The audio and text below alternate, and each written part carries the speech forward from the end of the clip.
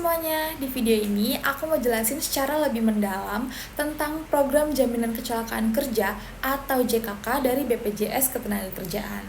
Nah, pembahasan kali ini nggak lagi dasar, tapi akan fokus kepada manfaat JKK, siapa yang menanggung iuran, syarat dan alur klaim, contoh kasus, sampai ke mitos dan fakta yang sering banget disalahpahami masyarakat. Nah, tujuannya supaya kita benar-benar paham apa yang dilindungi, sampai sejauh mana perlindungannya, dan bagaimana cara memanfaatkannya dengan benar.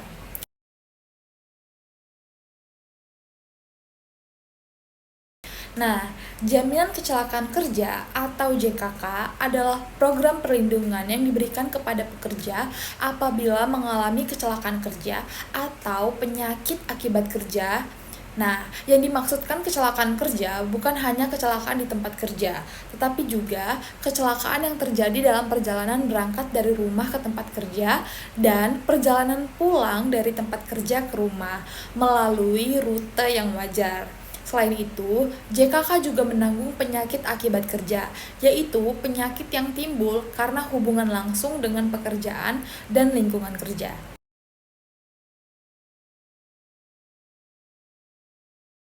Nah, peserta JKK itu dibagi menjadi dua kelompok besar. Yang pertama, penerima upah, yaitu pekerja yang bekerja pada perusahaan atau pemberi kerja seperti karyawan swasta, buruh pabrik, atau pegawai kontrak. Nah, yang kedua itu bukan penerima upah, yaitu pekerja mandiri atau informal seperti pedagang, driver ojek, nelayan, petani, freelancer, dan pekerja lepas lainnya. Keduanya sama-sama berhak mendapatkan perlindungan JKK, asalkan terdaftar aktif sebagai peserta BPJS Ketenagakerjaan.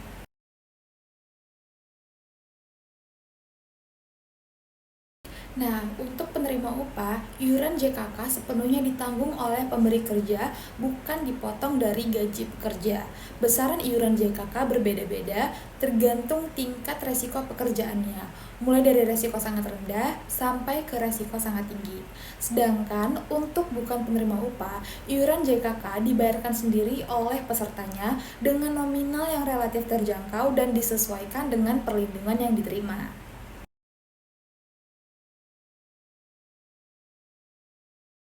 Untuk manfaat JKK bukan hanya santunan uang loh, tetapi juga perlindungan medis secara menyeluruh. Adapun beberapa manfaat utama JKK antara lain, pelayanan kesehatan tanpa batas biaya sesuai kebutuhan medis. Yang kedua, santunan sementara tidak mampu bekerja selama masa pemulihan. Yang ketiga, santunan cacat, baik cacat total maupun cacat total tetap. Yang keempat, santunan kematian akibat kecelakaan kerja. Dan yang terakhir, biaya pemakaman dan santunan berkala bagi ahli waris. Artinya, selama peserta aktif dan kecelakaan tersebut memenuhi kriteria JKK, peserta tidak perlu khawatir soal biaya pengobatan.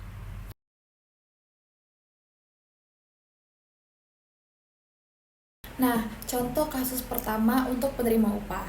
Misalnya, seorang pekerja pabrik mengalami kecelakaan kerja karena terpeleset saat jam kerja dan mengalami patah tulang.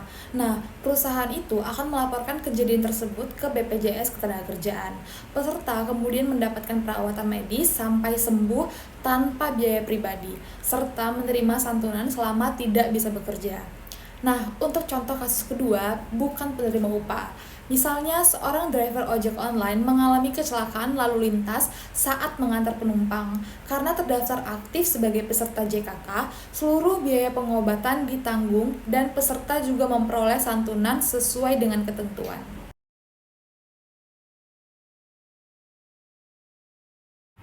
Untuk melakukan klaim JKK, ada beberapa langkah utama.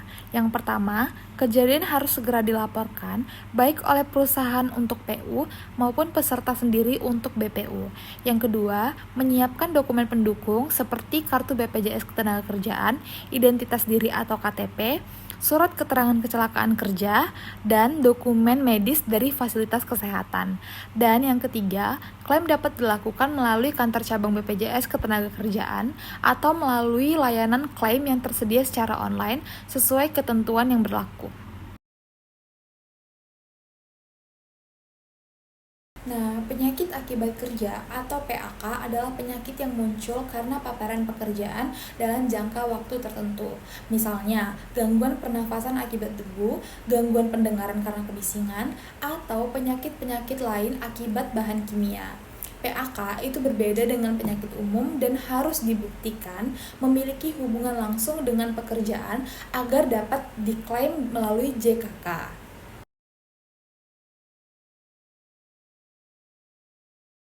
Nah, mitos yang pertama, JKK itu hanya untuk kecelakaan di dalam kantor.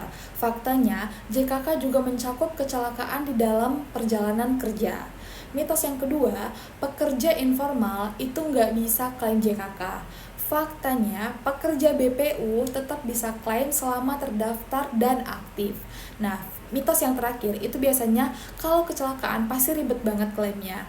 Faktanya, selama syarat terpenuhi dan dilaporkan sesuai prosedur, klaim JKK itu dapat diproses. Nah, melalui program jaminan kecelakaan kerja, BPJS Ketenagakerjaan itu memberikan perlindungan nyata bagi pekerja, baik formal maupun informal.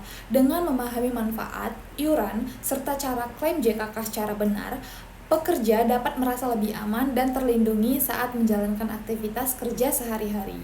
Untuk informasi lebih lanjut, pastikan selalu mengakses sumber resmi BPJS Ketenagakerjaan. Sampai jumpa di video selanjutnya.